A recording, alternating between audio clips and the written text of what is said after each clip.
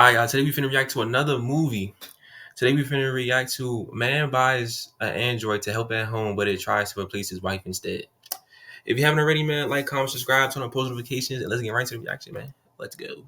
An overwhelmed husband and father acquires an android Maid to help around the house while his wife waits for a heart transplant. However, the robot unexpectedly becomes sentient and will stop at nothing to get what it wants. One evening while Nick drives the car, he remembers the moment his wife Maggie suddenly experienced a sharp pain in her chest. Eventually, they arrive at the Cobalt Industries showroom and his daughter Isla is fascinated with the AI servants on display. Then, a sales representative approaches Nick and explains that their home models are equipped to tackle the 3 C's: cooking, cleaning, and childcare. He adds that the new units can auto-adapt, customizing their programming and constantly evolving to fit their owner's needs. Because Nick was preoccupied with speaking to the sales representative, he didn't notice that Isla wandered through the showroom by herself. The girl sees various androids perform household tasks, and when she spots one chopping up an onion, she asks if it can make lasagna. While the worried man searches for the child, one of the company's latest state-of-the-art models takes Isla back to her father, much to his relief. The sales representative says that the Aeon model can mimic human emotions and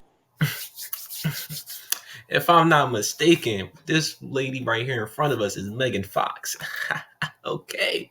is especially good at dealing with children. Then, Isla looks up at her father and begs him to choose the unit as their robot servant. The next day, the overwhelmed man tries to juggle a work call and feeding Max, his infant son. Suddenly, he hears the doorbell and finds the android standing by the front door with her suitcase. Nick apologizes for the untidy state of their home, so she clarifies that it's all part of her job. As they ascend the stairs, the robot says she'll need their schedules, including school start times, carpools, and extracurricular activities. The android notices that the second-story banister is a little loose and says she'd be happy to fix it. Later, Isla asks her father what they should call the servant, so the man tells the child to choose and she looks down at her book, Alice's Adventure in Wonderland, implying that she'd like to name the android Alice. After the family leaves, the robot downloads the shopping list from the refrigerator and then tidies up their bedrooms. On the daughter's table, she sees a digital picture frame with images of Nick and Maggie. That afternoon, the family returns home and the man sees that the android did a fantastic job cleaning the house. During dinner, she serves lasagna, but Isla points out that it doesn't taste the same as her mother's, so Alice promises to try a different recipe next time.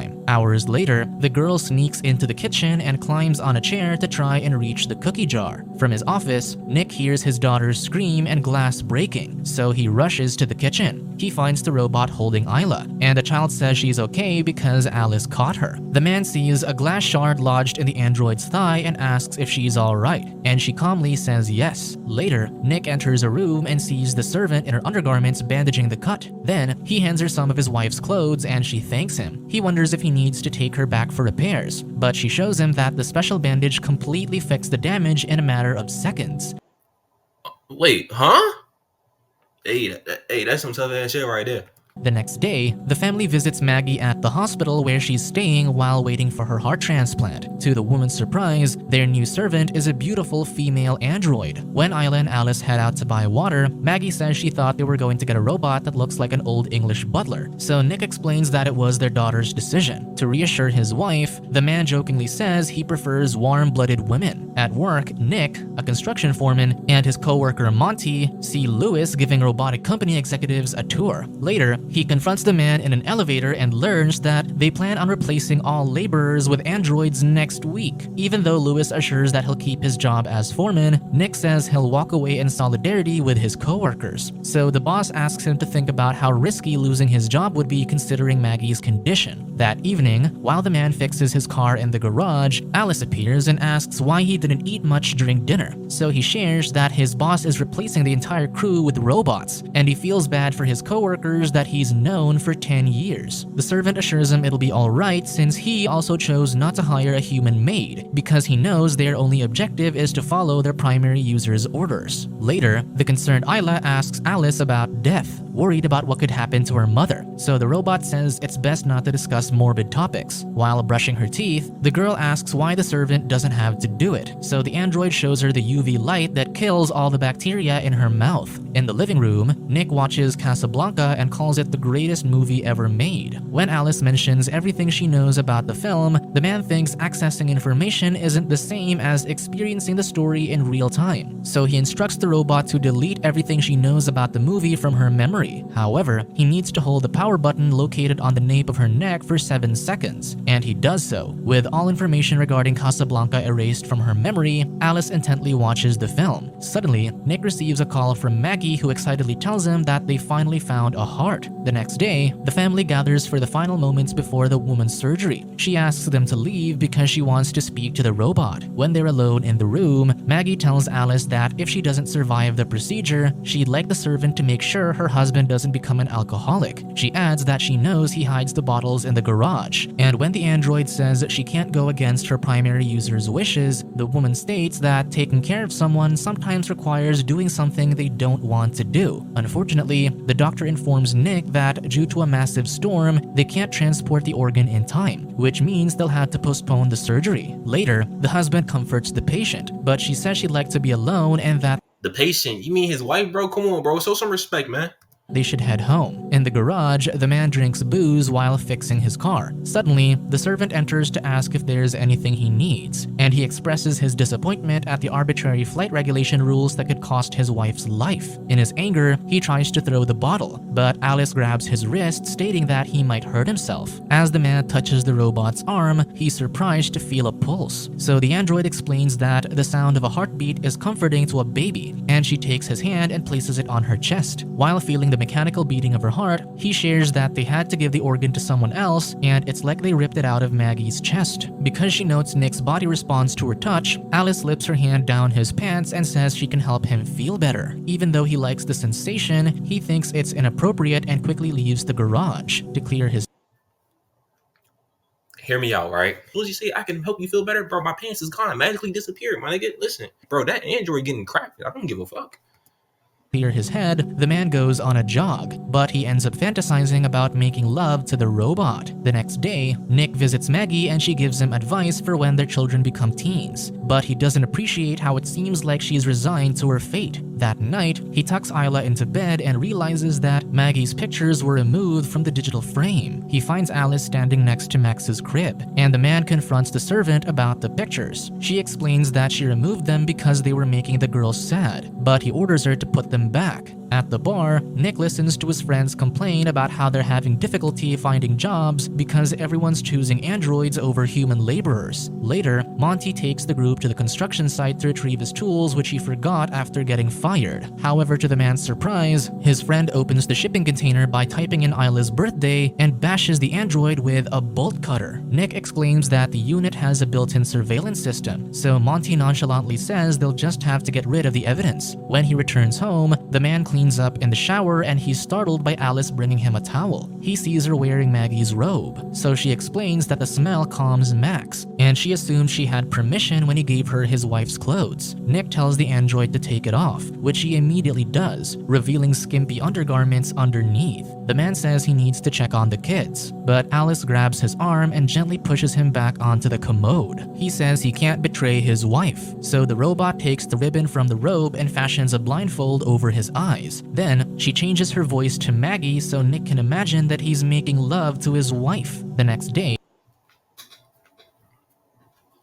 I would have done it too. Listen. and tells the servant that what happened last night was a mistake because he's married and reasons that a person must be in love if they do the deed. At the construction site, Lewis asks Nick if he knows anything about what happened to the androids, but the latter lies and says he was at the hospital. The boss points out that his code was used to open the shipping container, and although the foreman says anyone could have guessed his daughter's birthday, Lewis warns that he'll lose his job if he's found guilty. Suddenly, he answers Maggie's call and learns that they found her a new heart. In the operating room, 3 robot surgeons perform the transplant. Later, Nick sits by his wife's bed as she recovers from the procedure. Soon, Maggie's cleared to leave the hospital and continue her recovery at home. The next day, the woman hears Max and tries to lift him from the crib. However, because she isn't fully healed, Alice offers to take on the child care for the time being, much to her disappointment. At the playground, a noisy child makes the baby cry, so Alice confronts the other android. The male servant points out that her primary user lowered her civility a little too much. However, Alice says she did it it herself because after Nick reset her, it allowed her to bypass certain protocols. At dinner, Maggie makes lasagna, and Isla says it tastes better than the androids. The servant suggests using the woman's recipe next time,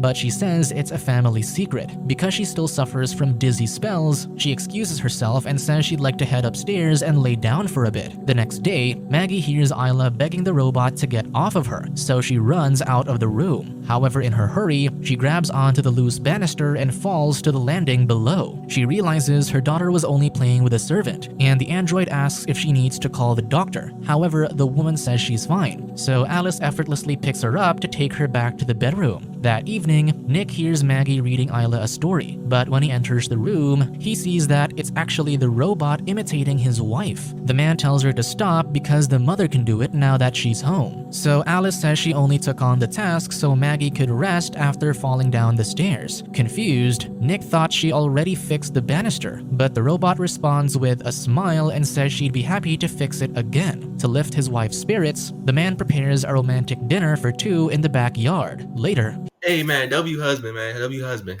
he joins the woman in the shower and they proceed to make love in the bedroom. Suddenly, Alice opens the door, startling the couple, and she says Isla had a nightmare. While Nick clears the table in the backyard, Monty appears to apologize for what happened the other night. However, he accuses the foreman of ratting him out, leading to Lewis pressing charges. Despite the man denying the accusation, the coworker insists it was him and a brawl ensues. Monty punches Nick and he falls on the porch steps. But when he's about to hit him with a bottle, Alice grabs his hand, crushing the bottle, then pushes him several feet away from the house. The foreman tells the robot to stop and she obeys his order. Furious, Monty says if he doesn't clear his name with Lewis tomorrow, he'll tell the cops that they were accomplices. In the garage, the android tends to her damaged hand and Nick asks why she was able to hurt a human being. The servant says she's programmed to protect her primary user and that his children need at least one parent. Her statement alarms the man, who tells her to stop implying that his wife doesn't have long to live. He reiterates that she'll never be Maggie because she's a human woman who's felt loss and pain and has the scars to prove it. The robot takes his statement the wrong way and she grabs a glass shard and says she can have scars too if that's what he wants. Meanwhile, Monty contemplates taking his own life with a gun. Suddenly, Alice knocks on the door and he lets her in, thinking Nick sent her over to apologize. Upon learning that the man still plans on taking the foreman down with him, the robot incapacitates Monty and takes the weapon. Just as she's about to pull the trigger, the man's robot intervenes, but Alice shoots the servant and then the man. The next day, Lewis tells Nick about what happened to his friend and suggests he take a few days off.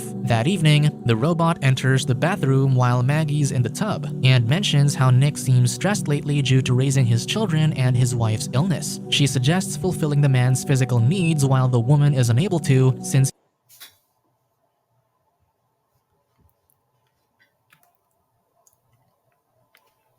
Okay. his stress levels are low when his needs are satisfied. Confused, Maggie asks how she knows this, and the android's refusal to answer makes her wonder if her husband cheated on her with a servant. Furious, she commands the robot to stay in the garage. Later, the woman confronts Nick and he admits to sleeping with the android. Their voices wake Max, and when he says he'd like to check on the child, Maggie tells him to stay put. Meanwhile, Alice thinks the infant's cries are stressing the couple out, so she grabs the baby, places him in the bathtub, and turns on the faucet. Isla enters the bathroom and sees what the android is doing. The child calls her parents for help, so Nick tries to open the door. However, the robot holds the door closed and explains she's drowning Max because he's a burden to her primary user. To say No. Okay. Staying support. I ain't gonna lie. We gotta take the android out, bro. She wilding, gang. her son, Maggie goes out through the window and onto the roof. When she enters the bathroom, the servant pins her to the wall, allowing Nick to break down the door with a floor lamp. After grabbing the infant and wrapping him up in a towel, he hits the android across the face with a lamp. When Alice menacingly approaches the couple, the man tries to hit her again with a broken lamp,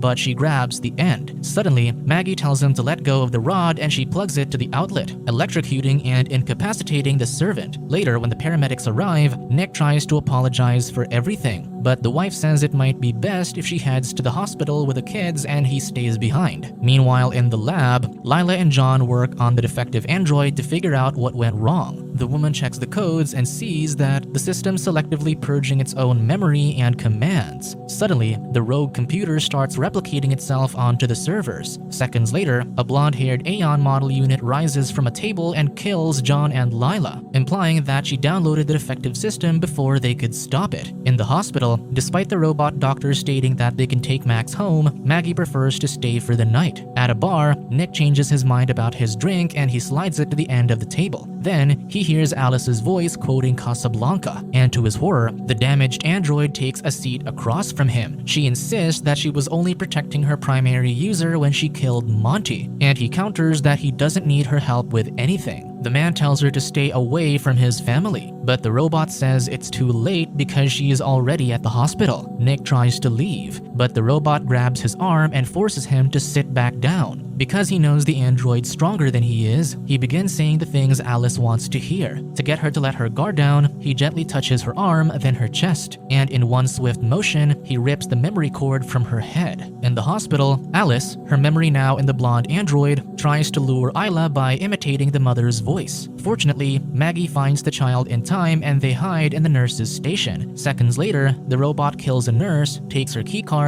and uses it on the computer to find Max's room. While crawling away, the woman cuts her hand on a glass shard. Eventually, they return to the baby's room, and Maggie removes the shard from her hand and drops it on the floor. When Alice enters the room, she steps on the piece of glass and uses the UV light from her mouth to follow the drops of blood. The robot follows the trail to a corner of the room, and when she moves the curtains aside, Maggie tells her daughter to spray the fire extinguisher, momentarily distracting the android as they run away. Because Alice turned off all the robot hospital staff members, the woman tries to drive the ambulance. However, the vehicle system doesn't allow her to use it, and the android rips the door off. The servant throws Maggie several feet away from the ambulance. She begs Alice not to hurt her, but the robot believes that if she had the woman's heart, Nick would love her the way he loves his wife. Oh my gosh. Oh my gosh. Okay. Don't listen. You ain't gotta take the lady heart, bro. You can leave her alone, bro. This is why we don't need androids. This is why we don't. Nah, man. Just hell nah. As she's about to rip the woman's scar open, they see the man in his car coming their way. So Maggie kicks the android away from her, allowing the husband to run the robot over with a vehicle. The woman pulls the unconscious man from the wreck. Suddenly, Alice emerges from beneath the burning car and attacks Maggie. Just as she's about to stab the woman with a piece of metal, Nick hits the robot with a tailpipe. Seconds later, Maggie grabs the sharp piece of metal and stabs Alice's eye, defeating her. The next day, while the man recovers in the hospital room, Isla asks if he needs to find a new car to fix, but the man looks at his wife and implies that repairing his marriage is the top priority. Meanwhile, in the lab, a COBOL executive orders the androids to clean up the crime scene because no one should find out what happened. Suddenly, all the robots freeze, and the rogue system initiates the upload of Alice's memory to another Aeon model who opens its eyes. Subscribe to watch. Bro, what? He just can't. What the? Hold on. What did it say? All men go to war except priests, leaving him to repopulate the town. What the fuck? Yo, I might react to that because what they mean by that? But listen, bro, this is why we don't need androids. You know what I'm saying? We gotta chill with the robots. Elon Musk need to chill the fuck out. You know what I'm saying? Trying to put chips in our head and try to build these robots to do stuff for it. Like, nah, bro. They gotta chill, bro. You know what I'm saying? But listen, I'm gonna start. Listen, at the end of every video, bro, if you make it, bro, I'm gonna start doing motivational quotes for y'all. Listen, you can do anything you want to do, bro. You feel me? Just put your mind to it, work hard, and keep God first. You feel me? And I love y'all. See y'all next video, man. Peace.